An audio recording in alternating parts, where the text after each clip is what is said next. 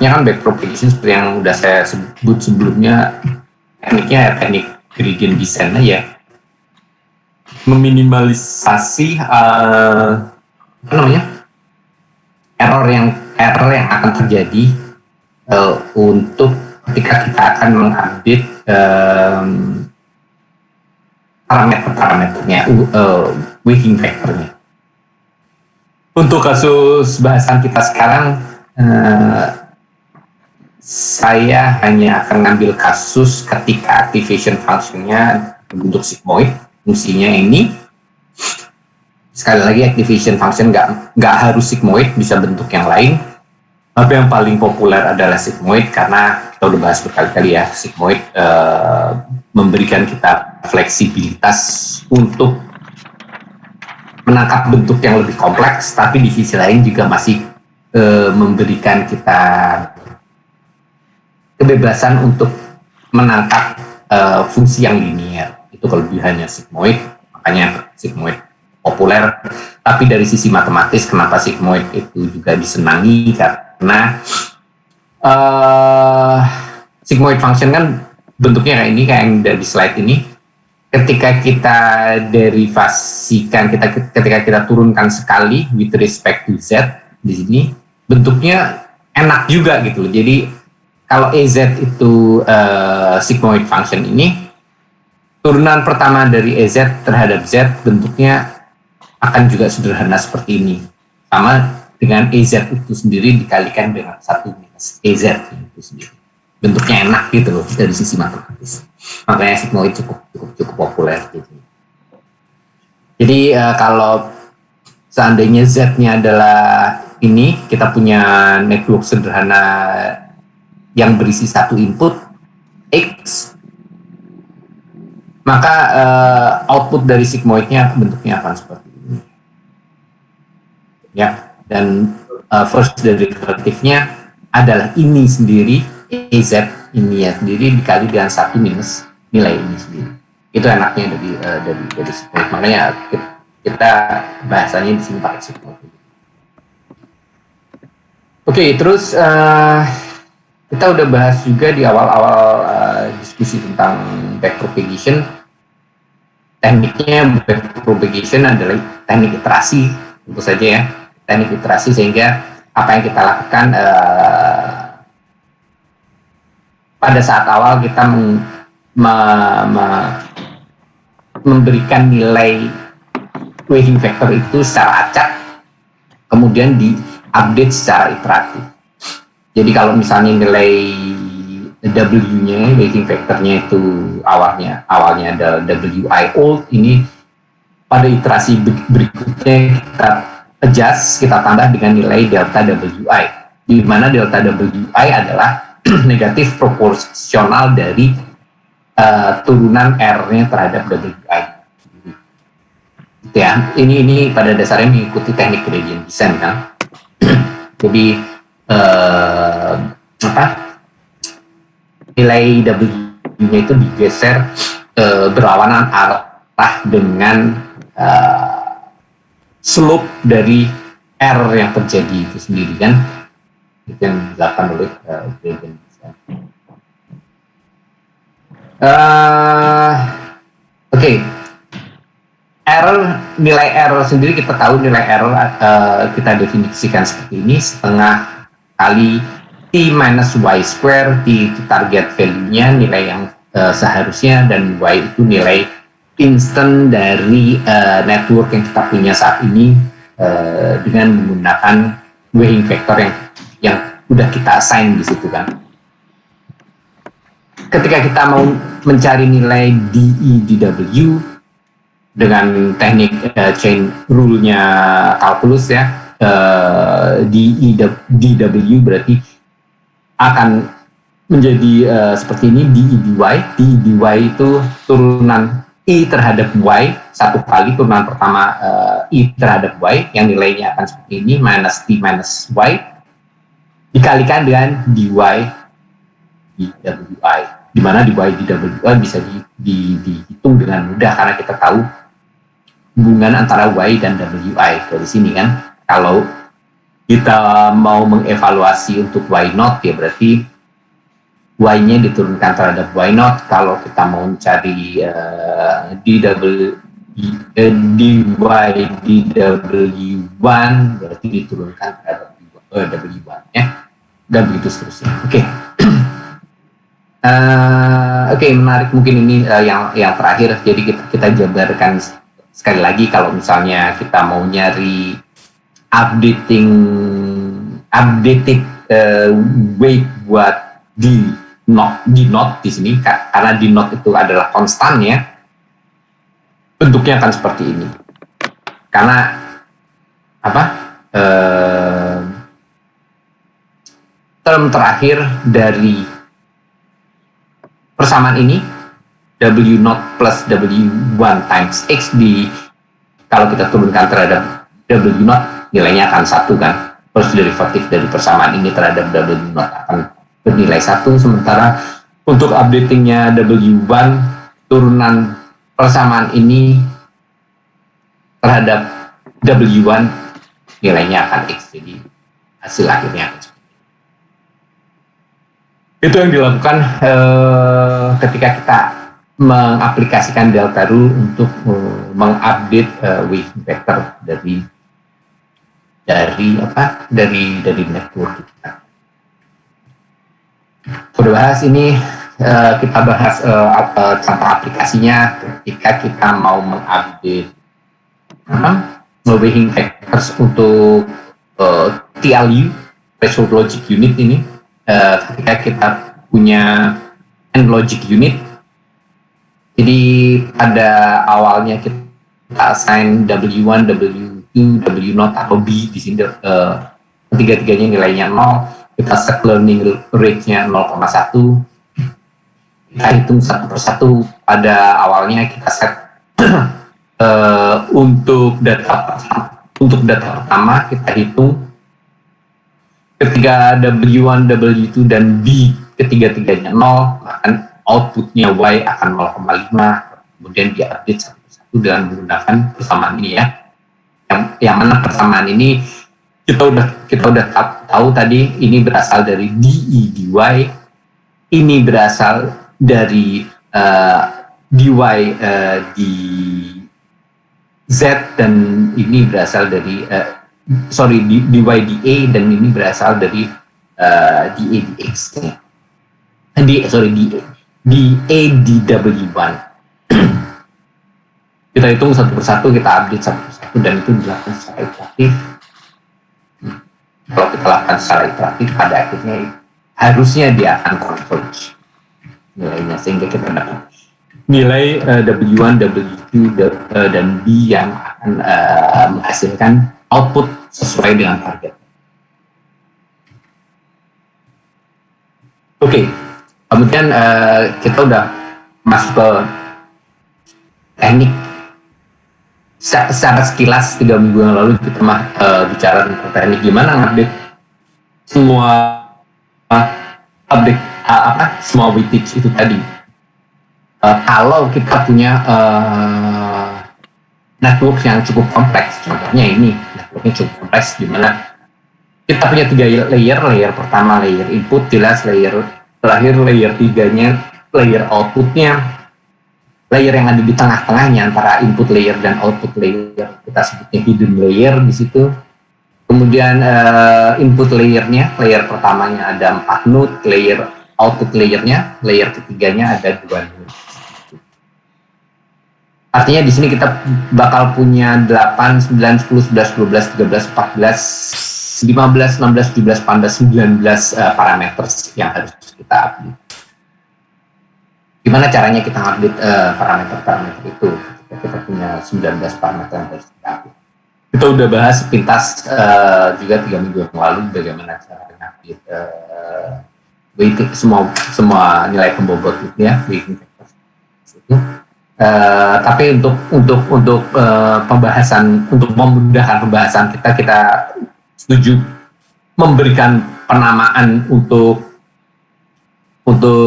faktor-faktor pembobot itu. Misalnya kita mau menambahkan faktor pembobot yang merah ini, yang saya kasih warna merah ini, itu kita akan menamakannya menjadi W1, 2, 3, yang artinya nilai pembobot ini yang saya kasih tanda merah ini adalah nilai pembobot untuk faktor yang menghubungkan node pertama dengan node kedua dari faktor yang terhubung ke layer ketiga. Node pertama ke node kedua pada layer ketiga. Gitu ya. Jadi contoh yang ini, misalnya yang ini, kalau yang saya tunjuk ini berarti ini nilainya akan W3 to atasnya 3. W dari node ketiga ke node kedua dari layer ketiga. Jadi sama seperti yang ini ya. Node pertama dari layer kedua tentunya menuju ke node kedua yang ada di layer ketiga. Itu bagaimana kita menggunakan penamaan. Oke. Untuk memberikan ilustrasi bagaimana backpropagation itu bekerja, 3 minggu yang lalu kita membahas ilustrasi untuk network yang sangat sederhana, network kompleks yang sangat sederhana ya. Network kompleks. Jadi ini kenapa saya sebut kompleks, karena kita di sini punya 4 layers: input layer, output layer, dan 2 hidden layer. Tapi kenapa saya sebut sederhana di sisi lain, karena masing-masing layer cuma punya 1 node di sini, jadi cukup sederhana. Dan untuk memudahkan ilustrasi kita, masing-masing node di sini cuma punya 1 parameter, yaitu parameter yang merupakan fungsi dari x-nya. Nggak ada, inputnya cuma 1, dan di sini kita untuk memudahkan ilustrasi kita asumsikan nggak ada offset di sini. Jadi W0-nya atau B-nya itu kita anggap nggak ada aja dulu di sini untuk memudahkan ilustrasi. Jadi kalau kita lihat network multiple layer network ini, kita punya 4 layer di sini yang menghubungkan input X dan input Y. Kalau kita lihat di sini, bagaimana X dan Y-nya terkorelasi di sini. Y-nya kita lihat di sini, bagaimana kita mendapatkan Y. Di sini X-nya kita kalikan dengan faktor pembobot W1. Kemudian di node ini akan ada activation function. Sekali lagi untuk memudahkan kita anggap aja activation function-nya activation function yang paling umum, yaitu sigmoid. Jadi output dari node ini akan berupa fungsi sigmoid untuk W1 times X. Berarti output dari node ini akan 1 dibagi 1 plus exponential minus W1X ya. Jadi X kali W1 kemudian dimasukkan ke sigmoid function, ini output dari node. Kemudian ketika masuk ke node, ketika masuk ke layer ketiga, nilai ini, keluaran dari node ini dikalikan dengan W2, masuk ke node ketiga. Node ketiga ini kemudian dievaluasi sekali lagi dengan sigmoid. Jadi keluaran dari node ini adalah sigmoid dari W2 dikali outputnya ini, output dari layer kedua tadi. Kemudian keluarannya ini dikalikan lagi dengan W3, kita evaluasi lagi sekali lagi dengan sigmoid function. Jadi keluaran dari layer keempat ini, keluaran dari node ini adalah sigmoid dari W3 dikali dengan keluaran dari node di layer ketiga itu tadi. Itu hasilnya akan merupakan keluaran dari node ini, kita sebut saja E3, dan E3 ini adalah berada di layer terakhir. Berarti di sini E3 itu adalah Y-nya. Y-nya itu adalah E3. Jadi outputnya adalah E3. Jadi intinya di sini berarti Y adalah sigmoid dari W3A2, di mana A2 itu adalah sigmoid dari W2A1, di mana sekali lagi A1 adalah sigmoid dari W1X ya. Nah, kemudian kan kita belum tahu nih W1, W2, W3 itu nilainya berapa. Jadi apa yang kita lakukan, kita assign ketiga parameter tersebut W1, W2, W3 dengan initial guess, kita tebak aja dengan nilai apa aja. Kemudian secara iteratif kita update W1, W2, W3 tadi dengan delta rule, dengan gradient descent technique berkali-kali sampai akhirnya nilainya converge dan outputnya sesuai dengan targetnya. Itu kan intinya kan. Bagaimana cara kita update? Kita menggunakan teknik back propagation, di mana back propagation dilakukan secara dilakukan dari node terakhir kemudian kita maju ke depan. Caranya gimana?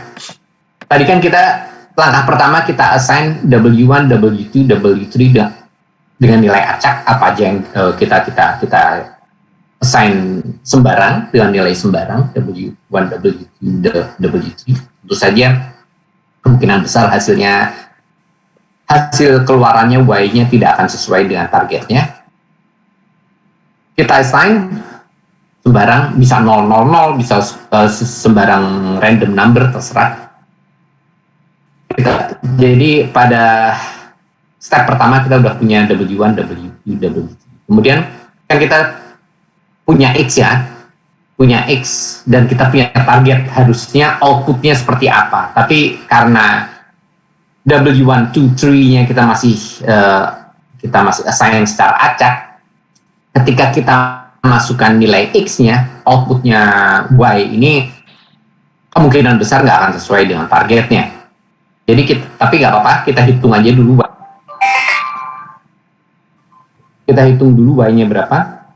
Jadi X-nya tadi kita kalikan dengan W1 yang kita assign secara acak tadi, kemudian kita hitung Y-nya dengan mengevaluasi pada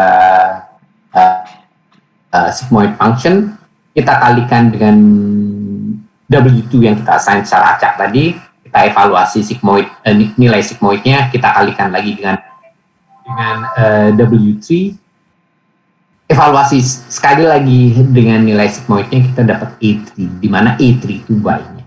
Sekali lagi Y-nya ini tentu saja kemungkinan besar nggak akan sesuai dengan nilai target, tapi kita dapat Y. Ternyata karena Y kemungkinan besar nggak akan sesuai dengan targetnya, tentu Y nggak akan sama dengan targetnya, Y nggak akan sama dengan T, berarti ada R di situ. Kita hitung R-nya, kita dapat R. Nah, sekarang kita akan melakukan iterasi untuk mengupdate W1, W2, dan W3. Apa yang akan kita lakukan? Kita mulai dari yang belakang. Kita udah punya nilai X, kita punya nilai targetnya, saat ini kita punya outputnya Y dari yang kita hasilkan dari W1, 2, 3 yang kita assign secara acak itu tadi ya. Nah, untuk mengupdate W3, apa yang kita lakukan? Masih ingat ya, di delta rule tadi, di gradient descent, W3 kita update dengan memanfaatkan slope dari R. Masih ingat ya, update-nya jadi W3 new, di slide-slide sebelumnya ada di situ, tolong dilihat aja sendiri. W3 new, jadi update-nya W3 akan sama dengan W3 old, nilai W3 yang sebelumnya, minus alpha, learning rate-nya kita bisa assign sesukanya ya. Nanti kita assign learning rate-nya. Jadi minus apa tadi? Minus alpha kali ini, first derivative of error with respect to W3. Jadi kalau kita bisa dapat nilai ini, first derivative of error with respect to W3, kita bisa mengupdate nilai W3 tadi kan. Nah, gimana cara mendapatkan first derivative of E with respect to W3? Tekniknya chain rule aja lah ya, chain rule ketika kita menderivasi DE dW3 itu kan sama dengan, kita lihat hubungannya nih, W3 sama E hubungannya apa? E kan ini, E I kan ini kan setengah kali T minus Y square. Sementara Y itu pada dasarnya A3 ya, karena ini di layer terakhir. Y itu adalah sigmoid dari W3 times A2. Nah, DE di A3 ini karena W3 ada hubungannya dengan I, saya bisa tuliskan di sini DE di W3 sama dengan DE di A3, di mana A3 itu Y, jadi pada dasarnya ini DE di Y ya, karena A3 itu adalah Y. Jadi sekali lagi DE di W3 adalah DE dy times dy di W3, karena Y ada hubungannya langsung dengan W3. Jadi saya bisa tuliskan DE di W3 seperti ini. Kemudian DE di A3 atau DE dy itu seperti apa? Ya kita turunkan ini, turunan ini terhadap Y itu apa? Minus T minus Y kan, turunan ini. Kemudian yang terakhir turunan ini terhadap W3. Bagaimana perhitungan ini kita bisa hitung mudah ya, karena kita udah tahu bahwa kalau kita menggunakan sigmoid function, first derivative dari A3 with respect to W3 itu kayak yang tadi kita bahas, akan sama dengan A3-nya itu sendiri dikalikan dengan 1 minus A3. Itu spesifik kasus khusus kalau kita pakai sigmoid function untuk activation function. Jadi dari sini, ini kita tahu kan, I-nya targetnya, Y-nya adalah nilai Y yang kita dapatkan dengan menggunakan W1 acak itu tadi. Kita tahu ini, kita tahu T, kita tahu Y, kemudian bagaimana dengan ini? Ya udah kita tahu. Tadi kan kita tahu di A3 di W3 itu kan sama dengan A3 times 1 minus A3. A3-nya kan tahu dari perhitungan ketika kita melakukan forward calculation tadi. Kita tahu X, kita tahu A1, kita tahu A2, kita bisa dapat A3. Jadi ini pun kita bisa hitung. Artinya ketika kita bisa menghitung ini, kita tahu nilai ini, DE di W3, dan akhirnya apa? Akhirnya pada iterasi pertama itu kita berarti bisa mengupdate nilai W3. Kita dapat W3 yang baru.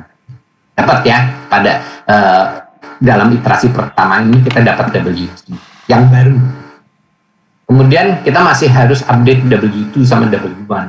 Kita maju lagi ke depan. Kita update sekarang W2. Nah, W2 sama dengan tadi. Kita hanya harus cari korelasi W2 ke error. Lagi kita tadi udah tahu error itu ini setengah kali T minus Y square. Sementara Y itu adalah A3. A3 itu adalah sigmoid dari W3 times A2. Jadi A3 itu adalah fungsi dari A2, dan A2 itu adalah fungsi dari W2 kan. Jadi dengan teknik chain rule lagi, tapi tentu saja chain rule-nya sekarang jadi tambah panjang karena kita punya tambahan satu persamaan sekarang. Saya dapat hubungan, karena saya mau nyari hubungan antara I dan W2, saya bisa tuliskan hubungan antara I dengan W2, karena dari ada hubungan I ke A3, A3 ke A2, dan A2 ke W2. Jadi chain rule-nya saya bisa dapatkan seperti ini.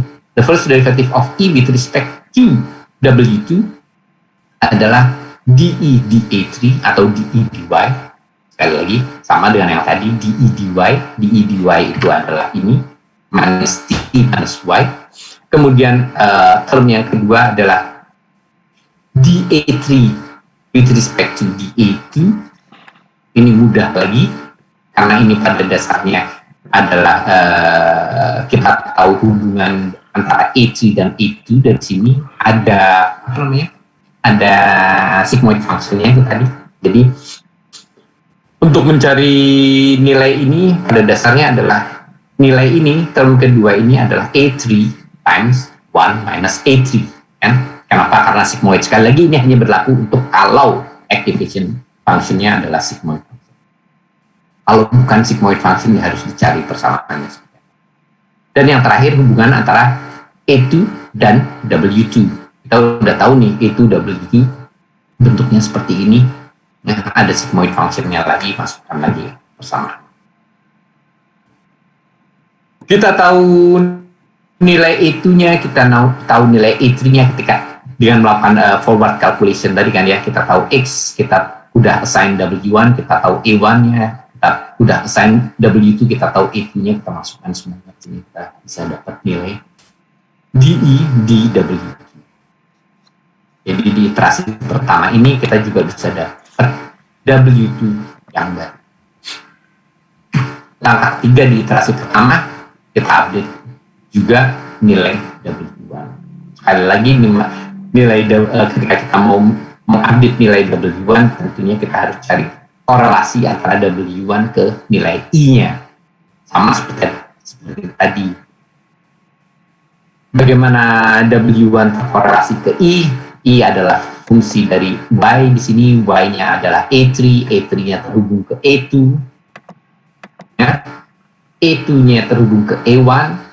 Ya. A2 adalah fungsi dari A1 dan A1-nya adalah fungsi dari W1. Kita hitung satu persatu, kemudian kita dapat nilai ini untuk mengupdate nilai W1. Itu iterasi pertama. Hasilnya udah converge belum? Kalau hasilnya belum konvergen, kita ulang lagi untuk iterasi berikutnya, kita mulai lagi dari awal dengan menggunakan W1 yang baru, W2 yang baru, dan W3 yang baru. Begitu seterusnya sampai hasilnya konvergen. Apa yang saya maksud dengan konvergen adalah ketika Y-nya sama dengan T. Kita ulang berkali-kali sampai Y-nya sama dengan T. Y-nya, output-nya sama dengan target. Oke? Jadi tekniknya seperti itu.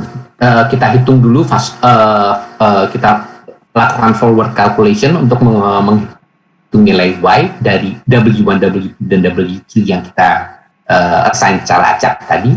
Kemudian kita update W3, W2, dan W1 dengan melakukan back propagation step ke belakang. Setelah dari situ, kalau hasilnya belum konvergen, kita ulang lagi, forward lagi, kita hitung Y-nya, kemudian kita hitung backward. Diulang berkali-kali sampai Y-nya converge mendekati T, mendekati target. Oke? Ada yang menarik di sini, kalau kita lihat persamaan pertama, persamaan yang W3 dengan yang W2, persamaan untuk mengupdate W3 dan W2. Terms pertamanya sama ya, minus T, minus Y, minus T, minus Y, ini term pertamanya sama. Kita bandingkan yang W2 dengan W1, dua terms pertama sama.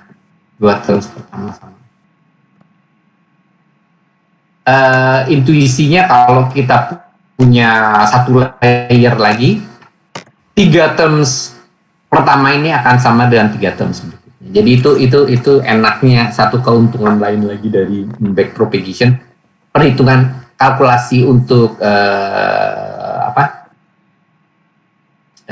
nilai bobot di term berikutnya itu masih bisa dipakai untuk satu term langkah ke depannya. Jadi itu akan memudahkan dalam perhitungan matematisnya. Oke, jadi seperti yang saya sebut tadi, teknik back propagation itu dalam setiap iterasi kita melakukan forward calculation untuk menghitung nilai A1, A2, A3 sampai nilai Y-nya A3 di situ dari W1, W2, W3 yang kita assign secara acak. Kemudian kita update W1, W2, W3-nya dengan melakukan backward calculation. Itu untuk satu iterasi. Belum converge, Y-nya masih belum sama dengan target, kita ulang lagi, forward lagi. Tapi menggunakan W1, 2, 3 yang baru, backward calculation. Berulang-ulang sampai Y-nya mendekati target. Oke, itu makanya teknik ini disebut sebagai backpropagation karena mengupdate nilai bobotnya dilakukan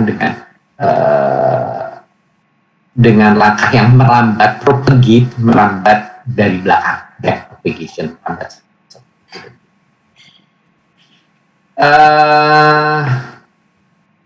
Itu penjelasan teknik backpropagation. Di slide-slide berikutnya saya akan memberikan ilustrasi bagaimana backpropagation itu diterapkan untuk network yang cukup kompleks. Kalau ada pertanyaan sebelum kita lari ke contoh dan ilustrasi, silakan ditanyakan aja langsung sekarang.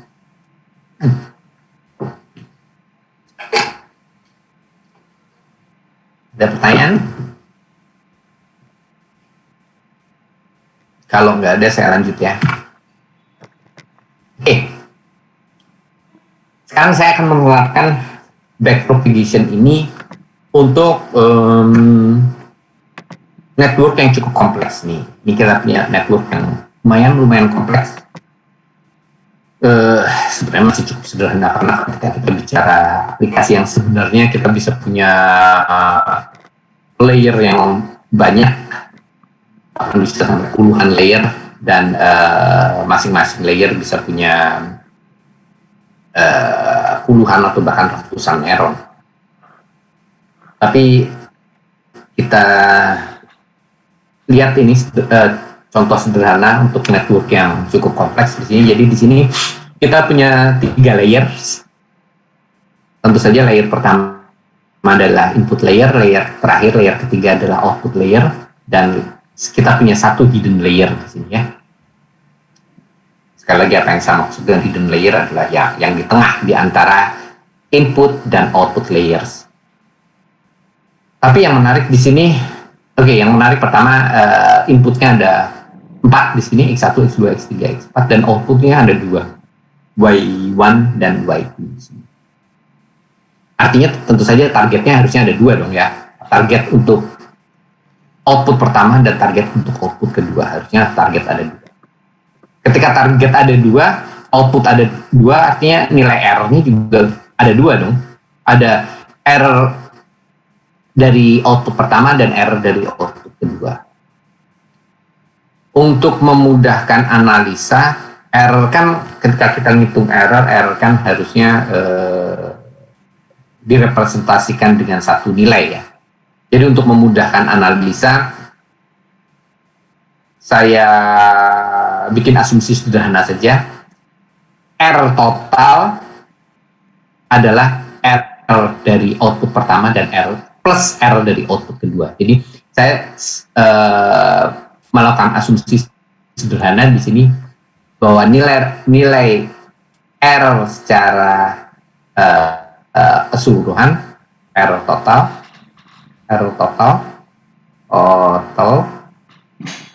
saya sekedar asumsikan R total adalah R dari output pertama ditambah R dari output kedua.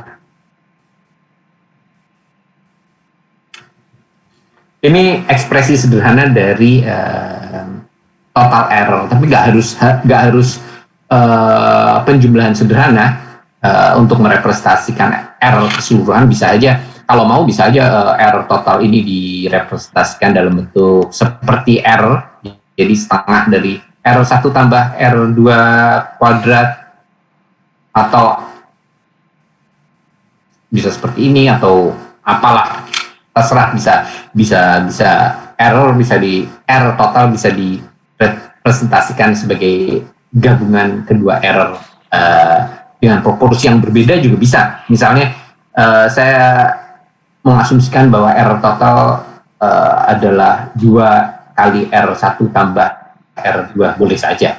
Karena misalnya di sini saya akan memberikan pembobotan pada R1 lebih daripada R2, boleh saja. Tapi mungkin ini ekspresi-ekspresi seperti ini tidak begitu umum. Yang paling umum dan yang paling mudah adalah ekspresi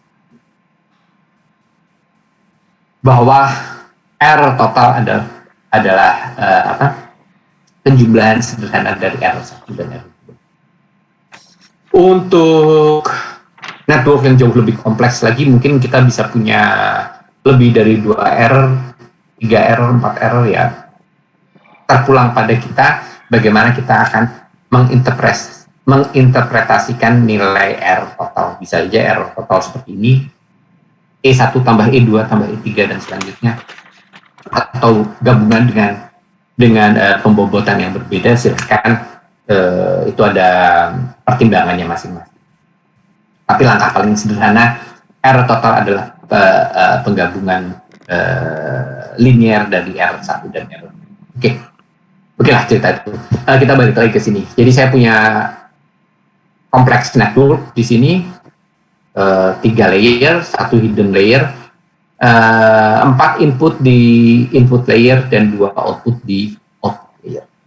Dan saya memutuskan di sini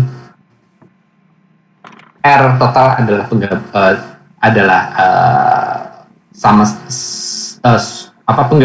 penjumlahan sederhana dari R1 dan R2. Sehingga kalau saya mau melakukan update terhadap bobot ini W432, artinya apa? 432 berarti neuron keempat menuju ke neuron ketiga pada layer kedua. Neuron keempat menuju ke neuron ketiga pada layer kedua, berarti ini. Berarti ini yang saya maksud dengan parameter ini. Ketika kita ingin mengupdate nilai parameter ini, nilai error yang harus saya gunakan untuk mengupdate parameter ini, W432 ini, saya harus menggunakan total error yang ada di network ini. Karena secara sederhana saya mengasumsikan error total adalah I1 plus I2. Ya. Jadi sehingga first derivative dari error total with respect to W432 ini akan menjadi penjumlahan sederhana dari first derivative dari error 1 ditambah first derivative dari error kedua. Karena hubungannya ini hanya hubungan sederhana I total adalah I1 plus I. Ya. Jadi sekarang ketika saya punya network dengan 2 output, ketika saya mau mengupdate W432, saya harus menggunakan persamaan ini. Karena sekarang I-nya ada 2, ada I1 dan I2. Oke. Sekarang kita coba mengoptimisasi nilai-nilai bobot yang ada di network ini. Saya sedikit sederhanakan kasus yang tadi. Di sini kita punya lagi-lagi 3 layers, 1 hidden layer, 1 input layer yang memiliki 2 neuron. Di sini karena saya punya 2 input, X1 dan X2, dan di output layernya saya punya 2 output, Y1 sama Y2. Berarti di sini kita punya berapa parameter? Untuk kasus ini saya akan mempertimbangkan kasus yang lebih umum ya. Jadi tidak sama dengan yang diilustrasi tadi. Kita punya W0 di sini. Jadi ada offsetnya di sini. Jadi untuk masing-masing neuron akan ada 3 parameter. Contohnya neuron yang ini ada 3 parameter. Parameter offsetnya W02 saya sebut di sini, atau B12 di sini. B12 offset di neuron pertama pada layer kedua. Kemudian ada parameter W112, parameter yang merepresentasikan neuron pertama ke neuron kedua pada layer kedua, dan satu lagi yang ini ya, W212 bobot yang menghubungkan antara neuron kedua ke neuron pertama pada layer. Jadi untuk satu neuron ini ada 3 parameter ini, neuron yang ini juga ada 3 parameter. Kenapa? Karena ada 2 input dan 1 offset, 3 parameter masing-masing. Kemudian yang ini juga ada 3 parameter, yang ini juga ada 3 parameter. Artinya kita di sini punya berapa? 12 parameter yang harus kita update. Ya. Langkah pertama tentu saja persis seperti yang tadi, kita assign secara acak ke 12 parameter itu. Jadi kita punya 12 parameter W112, W212, B12, W122, W222, B22 dan 8 lagi yang di sini. Kita punya 6 lagi yang di sini. Jadi ada 12 parameter in total. Kita assign secara acak nilai-nilai ini. Kalau malas mikir acak ya assign aja 0 untuk semuanya, nilai 0 untuk semuanya. Ini bisa juga di-assign random number, jadi bisa dapat sembarang angka di sini. Nah, kita kan punya target. Kita punya target untuk X1 dan X2 tertentu, output targetnya seharusnya seperti ini. Kita punya target. Persis seperti kasus logic gate kan. Kalau outputnya 1 dan 1, kalau inputnya 1 dan 1, outputnya harus 1. Kalau inputnya 0, 1, outputnya harus 0. Kalau inputnya 0, 0, outputnya harus 0. Jadi kita punya target, outputnya seperti apa, dan kita punya input.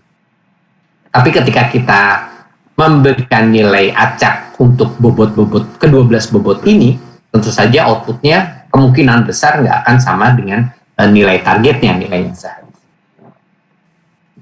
Jadi kita mau mengupdate nilai-nilai bobot ini sehingga outputnya akan sesuai dengan. Langkah pertama kita assign seperti yang saya bilang tadi, kita assign ke 12 parameter ini dengan nilai acak sembarang. Kemudian kita melakukan forward calculation. Itu kan langkah-langkahnya back propagation. Dan kita melakukan forward calculation. Kita mulai saja dulu dengan memberikan nilai acak. Ada semua 12 parameter ini. Jadi untuk ilustrasinya saya kasih nilai acak ini 0,35 untuk B12, 0,15 untuk W112 dan selanjutnya semua nilai ini adalah nilai acak yang saya berikan pada parameternya. Dan saya tahu untuk input 0,05 X1 dan X2 nya 0,10, saya tahu targetnya harusnya output pertama harusnya 0,01 dan output kedua harusnya 0,99.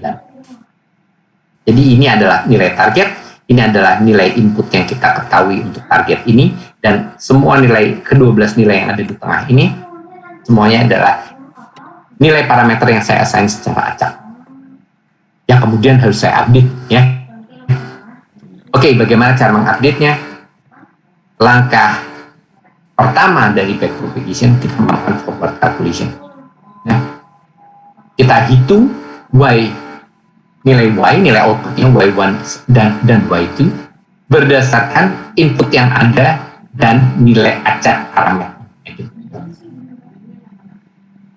Kita lakukan satu persatu. Kita mulai dari neuron ini. Kita lakukan forward calculation. Kita mulai dari neuron ini. Jadi output dari neuron ini adalah W112 times X1 plus W212 times X2 plus offsetnya B12. Tadi nilainya udah ada ya. Saya nggak tahu ini yang bagian dari network yang saya bikin warnanya menjadi cat ini. Saya nggak tahu kelihatan nggak di screen, tapi di print outnya kan kelihatan. Jadi saya masukkan nilainya itu karena saya sudah memberikan nilai acak untuk W112 0,15, kemudian saya tahu inputnya 0,05, 0,20 untuk W212, dan X2 nya saya tahu 0,1, B12-nya 0,3, saya dapat Z12-nya 0,37. Kemudian kan di network ini, coba lihat dulu di neuron yang ini, setelah menghitung nilai Z-nya, ada di neuron itu ada activation function-nya ya. Jadi kita harus hitung outputnya dari activation function. Kalau activation function-nya adalah sigmoid function, ya sudah kita masukkan nilai ini pada fungsi sigmoid, kita dapat A12-nya output dari activation function-nya adalah 0,593. Kita lakukan lagi untuk neuron-neuron yang lainnya. Kita lakukan Z22, kita hitung A22-nya, kemudian kita hitung juga untuk dua neuron di layer ketiga, kita hitung semuanya satu persatu sampai akhirnya kita sudah melengkapi semuanya. Z12 itu nilai dari keluaran dari neuron ini sebelum masuk ke sigmoid function. A12 itu sesudah keluar sigmoid function-nya. Jadi ini A12-nya 0,59327, A22-nya 0,5909 di sini, dan dua ini saya nggak ilustrasikan perhitungannya, tapi saya sudah menghitung, jadi silakan dicek saja. Z13, A13 saya dapat ini, Z23, A23 saya juga dapat ini. Selesai. Satu langkah forward calculation di iterasi pertama selesai. Kemudian apa yang harus dilakukan? Saya kan mau mengupdate nilai parameter ke-12 parameter ini tadi, W112, B12, W212 dan sebagainya, ke-12 parameter. Kan backward calculation. Satu yang harus saya highlight nih ya. Keluaran yang ini, keluaran neuron terakhir A13 itu pada dasarnya adalah Y1 output pertama, dan A23 pada dasarnya adalah Y2 ya. Kalau kita lihat dari ini. Oke. Sekarang kita akan melakukan updating untuk parameter-parameter ke-12 parameter tadi yang saat ini masih kita assign secara acak. Bagaimana melakukannya? Dengan melakukan backward calculation. Tapi step pertama sebelum kita melakukan backward calculation, kita harus hitung errornya. Jadi di sini kemudian saya hitung errornya. Tadi kan saya sudah dapat Y1 dan Y2, ya kan? Saya sudah dapat Y1 dan Y2, sementara kita tahu targetnya harusnya Y1-nya adalah 0,01 sesuai dengan targetnya, P1 0,01, dan Y2 harusnya 0,99. Tapi tadi nilai yang kita dapatkan nggak sesuai kan? Nilai yang kita dapat Y1-nya segini 0,75, Y2-nya kita dapat 0,773. Nggak sama. Jadi ada error di situ. Kita hitunglah errornya. Kita hitung error pertama.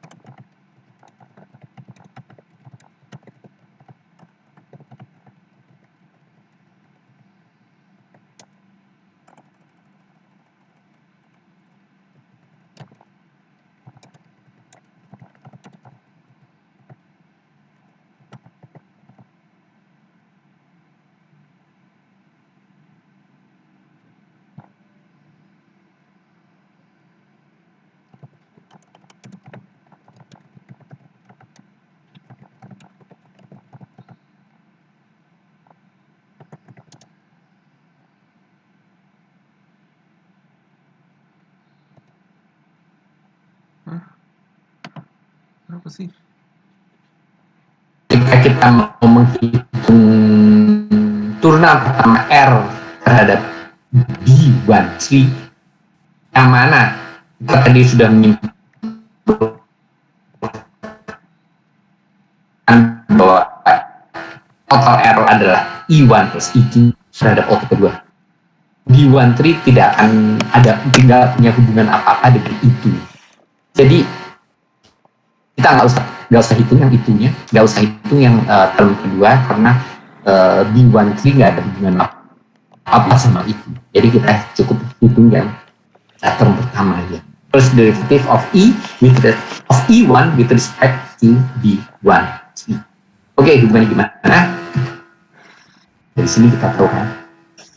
E1 itu ada hubungannya dengan Y1. E dengan Y1 ada kan? E itu kan setengah kali T minus Y square. Jadi E ada hubungannya dengan Y1. Y1 itu pada dasarnya di sini adalah A13. Jadi E1 ada hubungannya dengan E13. E13 ada hubungannya dengan Z13. Z13 tentu saja ada hubungannya dengan E13. Ya. E1 itu kan persamanya seperti ini ya. Jadi kita tahu term pertama ini, turunan pertama dari E1 terhadap A13 adalah ini. Ya. Sekali lagi A13 itu adalah Y1. Kemudian term kedua nih, A13 first derivative of A13 with respect to Z13. Hubungannya A13 sama Z13 itu apa? Dari sini, dari persamaan sigmoid tadi, karena A13 adalah keluaran dari sigmoid function di mana inputnya adalah Z13. Berarti dari sini kita dapat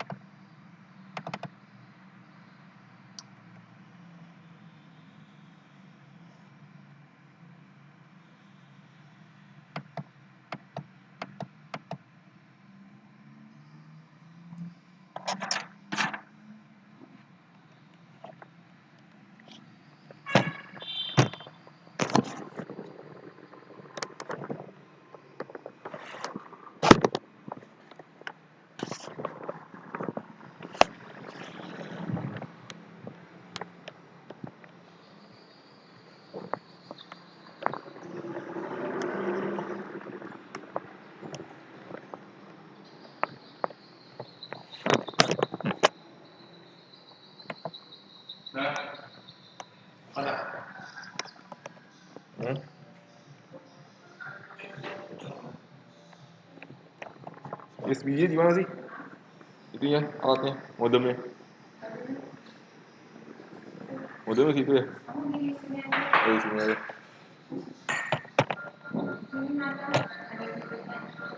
Iya. Udah? Iya.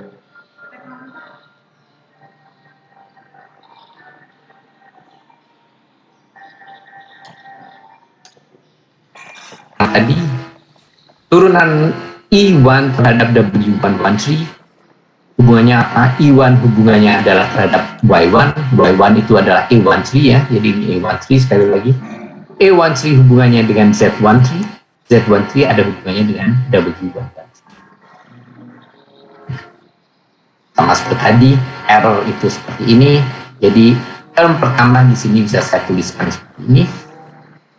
Term kedua adalah masih sama seperti pada slide yang sebelumnya, ketika kita mengupdate B13, A13 diturunkan terhadap Z13, hanya mengikuti kaidah turunan pertama pada sigmoid function.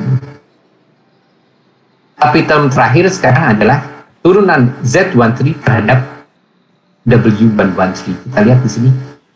Ini Z13 fungsinya seperti ini. Kalau kita turunkan terhadap W113, kita harusnya dapat A12. Jadi ini harus dikalikan dengan A12. Term terakhirnya harus A12 di sini. Sekali lagi saya tahu T1, targetnya 0,01, saya tahu Y1, saya tahu nilai A13, A13-nya saya tahu, dikalikan dengan 1 minus A13. Kemudian A2-nya, A12-nya saya juga tahu kan, dari forward calculation tadi saya bisa menghitung keluaran dari neuron yang ada di sini. A12-nya saya tahu. Jadi saya masukkan nilai-nilai itu, kemudian saya dapat. Ini adalah faktor koreksi yang harus saya berikan untuk mengupdate W113 0,08217. Masih satu lagi parameter untuk neuron itu tadi, yaitu parameter W213. Bagaimana langkahnya? Sama seperti tadi. Neuron ini tidak berkontribusi apa-apa pada output kedua, jadi kita nggak usah hitung term kedua, cukup hitung term pertama. Hubungannya masih sama kayak tadi.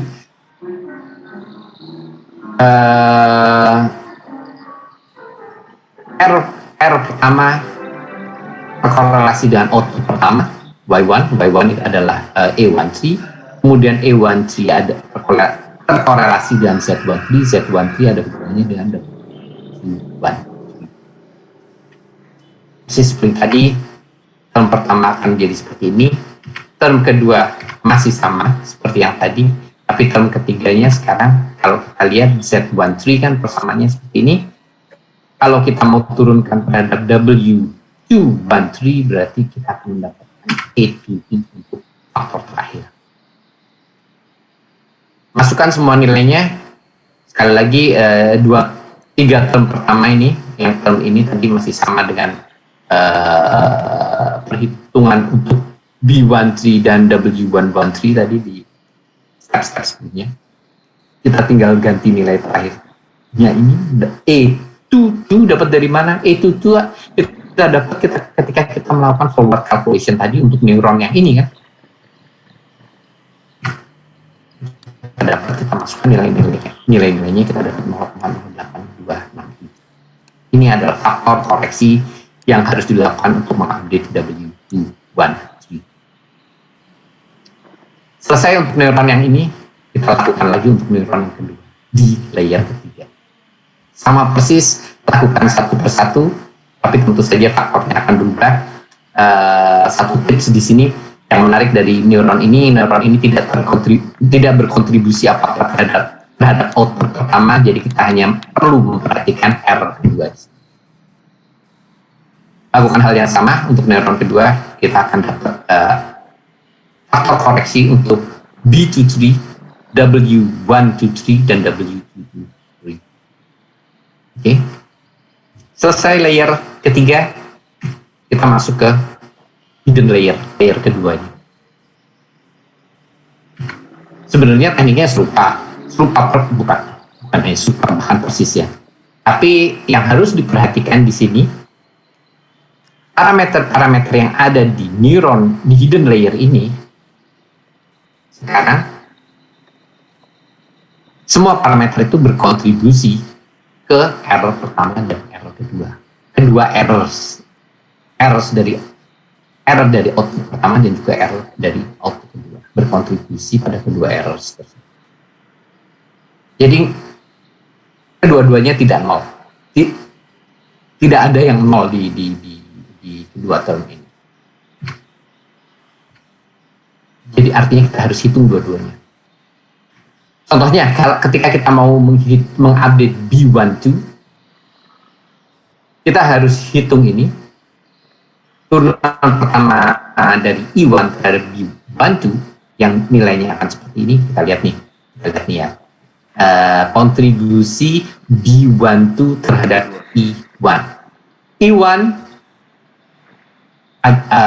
adalah fungsi dari Y kan, ya, fungsi dari Y1, E1 fungsi dari Y1. Y1 itu adalah A13, sekali lagi untuk sekian kalinya saya sebut Y1 adalah A13. Jadi E1 berhubungan dengan Y1 atau A13, kemudian A13 berkaitan dengan Z13, Z13 nyambung ke A12 di sini, A12 nyambung lagi ke Z12, dan Z12 nyambung ke B1. Kita cari semua turunan ini, sebenarnya semua angkanya sudah ada, tapi kita juga harus masih menghitung untuk term kedua, hubungan dari B12 ke E2.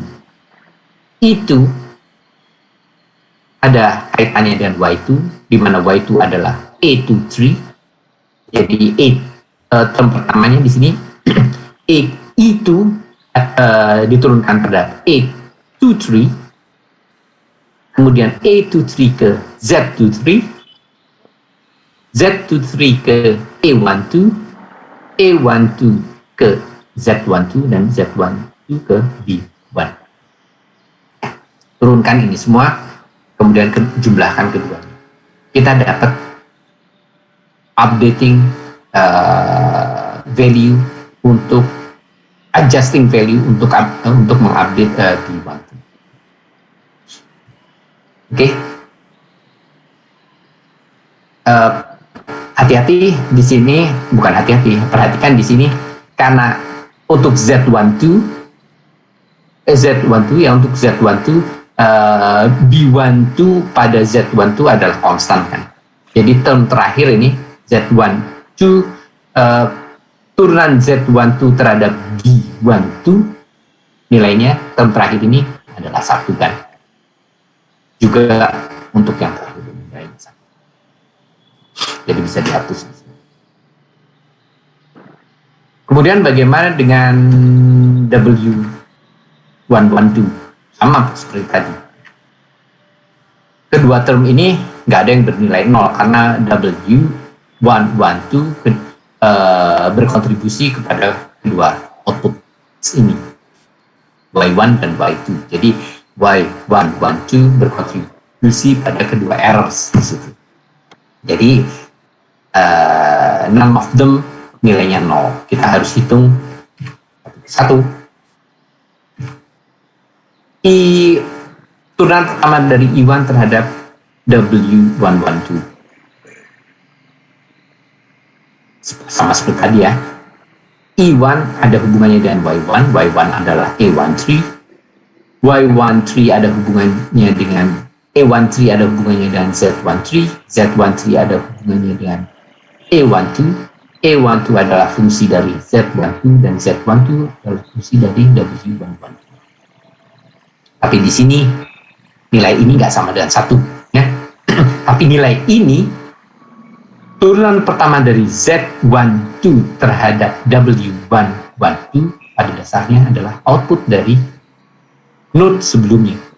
Dan ketika node sebelumnya adalah input layer, berarti term terakhir ini adalah X1. Nilai ini adalah X1. Oke? Karena kebetulan node sebelumnya adalah input layer.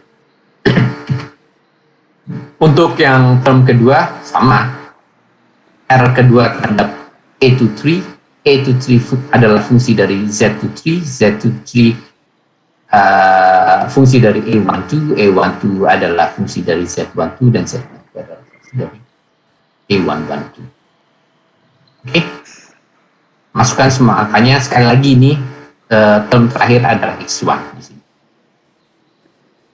Masukkan semua angkanya, kita dapat adjusting value untuk updating W112.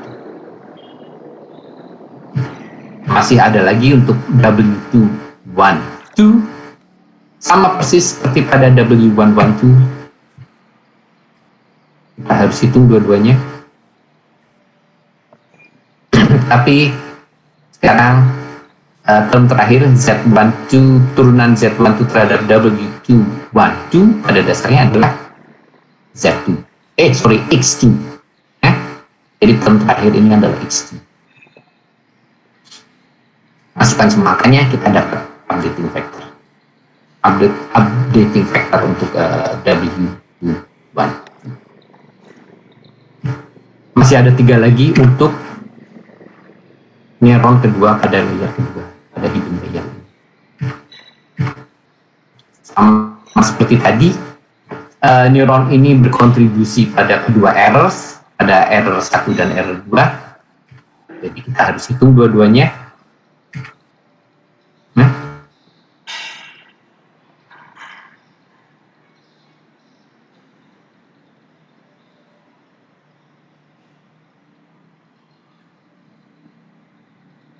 Tapi di sini kalau kita lihat flow jadi ke Z22 dan Z22 ke B. Term terakhir langsung saya agak nggak stabil nih. Term terakhir adalah 1, jadi nggak saya tulis di sini langsung. Turunan pertama dari Z22 terhadap B22 adalah 1, jadi nggak saya tulis di sini. Pada dasarnya ini harus dikali 1 atau dikali dengan first derivative of Z22 with respect to B22 yang artinya sama dengan 1. Jadi ada nilainya 1. Yang bagian kedua sama hubungannya E2 ke E2 ke A23, A23 ke Z23, Z23 ke A22, A22 ke Z22 dan Z22 ke B22 yang nilainya 1. Z22 ke B22. Masih ada 2 parameter lagi. W12, W12 sama seperti tadi. Kedua-duanya harus dihitung. Untuk E1 to W122 sama berarti E1 ke A13, A13 ke Z13, ya, Z13 ke A22, A22 ke Z22, Z22 ke W122. Tapi term terakhir sekarang nilainya bukan 1, jadi term terakhir ada di sini, dan term terakhir ini kalau kita lihat dari sini adalah X1. Jadi ini term terakhir ini X1 untuk kemudian. Ya, karena Z22 terhubung ke W122 melalui X1 dikalikan dengan X1.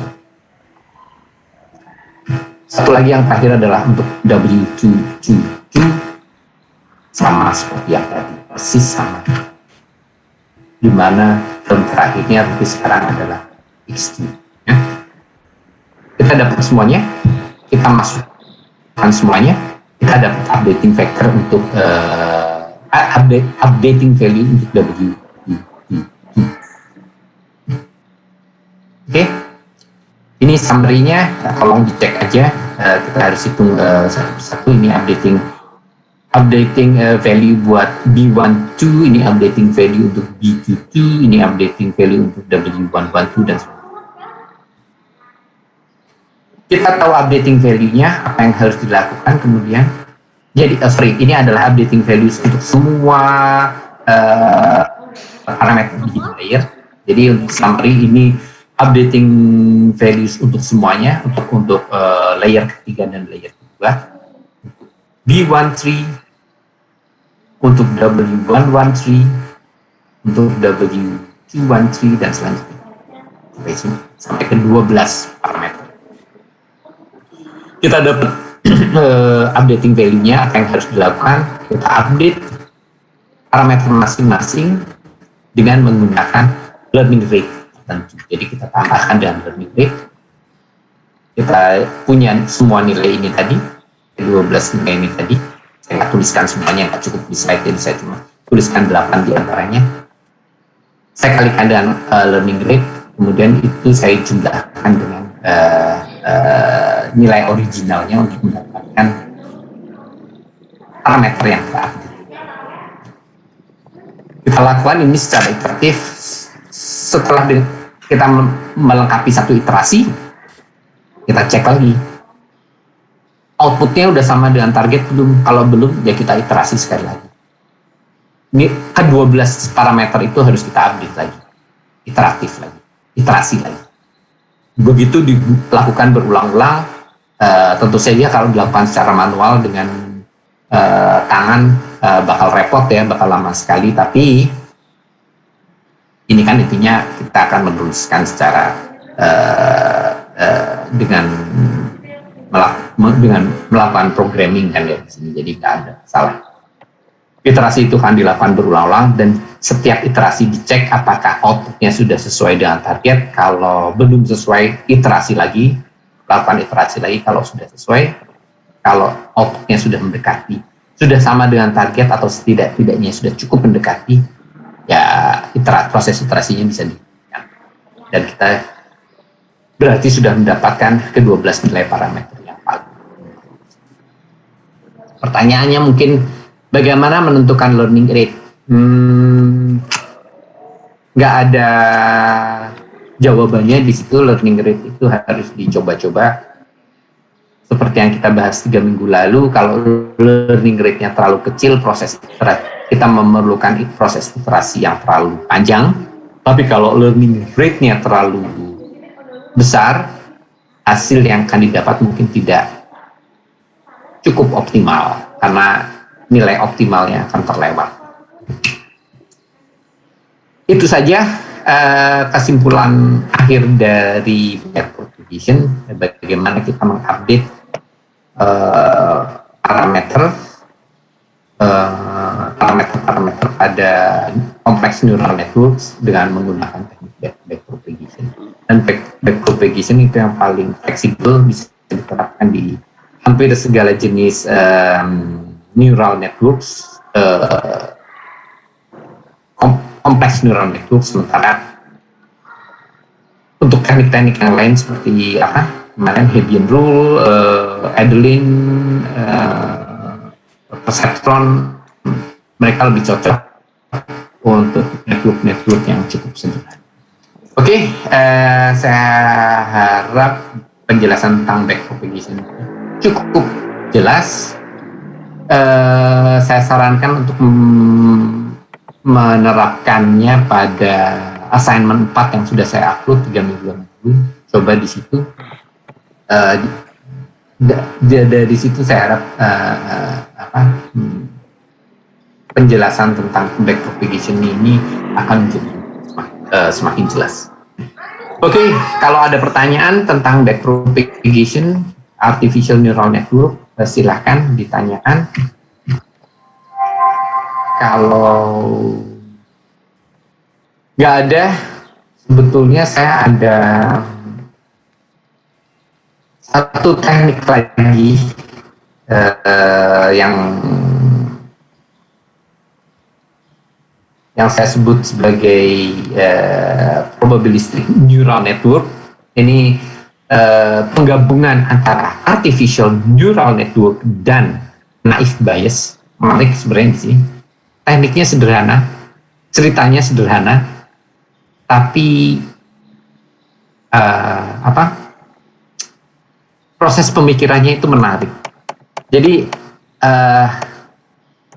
agak tanggung kalau saya mulai sekarang.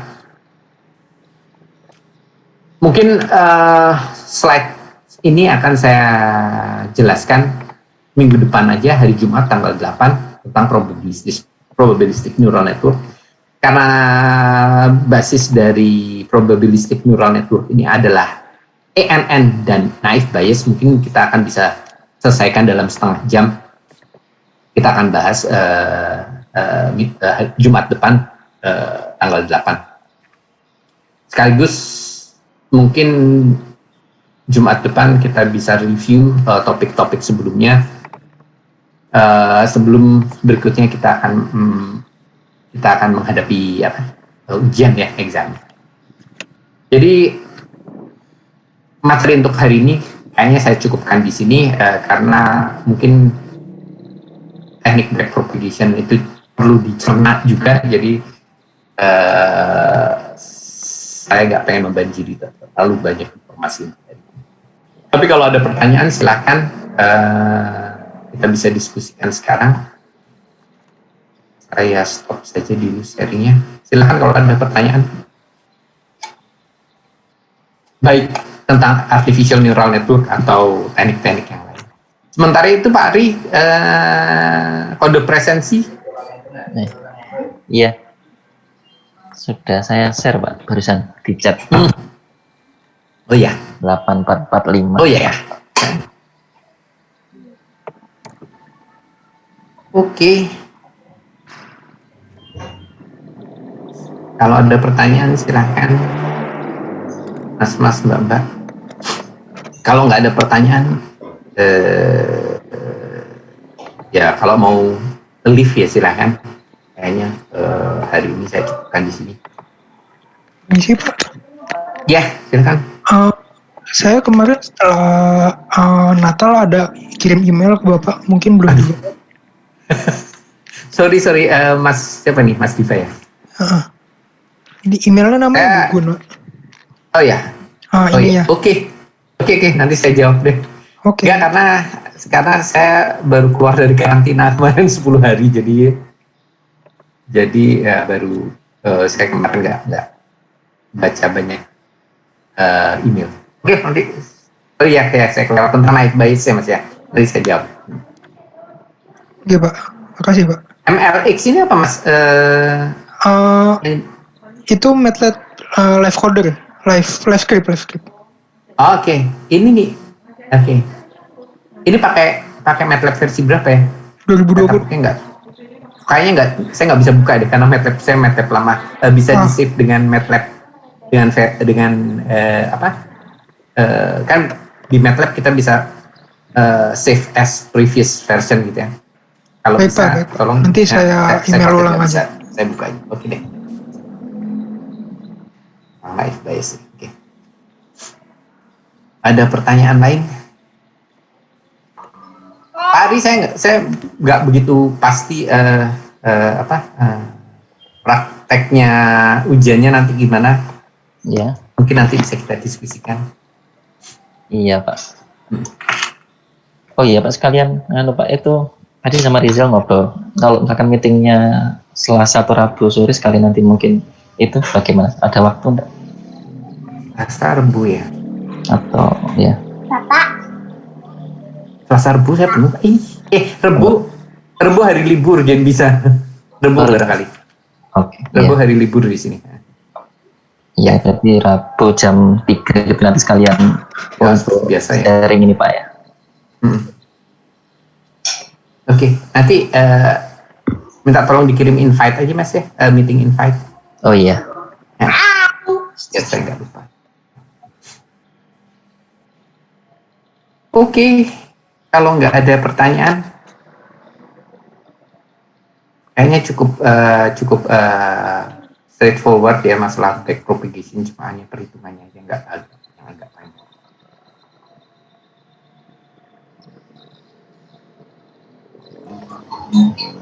Baik Pak, saya pamit untuk diri. Kalau gitu. Monggo. Ya, silakan. Makasih Pak. Silakan kalau mau tutup. Ya. Terima kasih Pak Teguh. Monggo. Selalu Pak. Terima kasih Pak. Sama Mas, makasih. Assalamualaikum. Waalaikumsalam. Rebu Pak Ari ya. Pak, makasih Pak. Monggo. Sama-sama.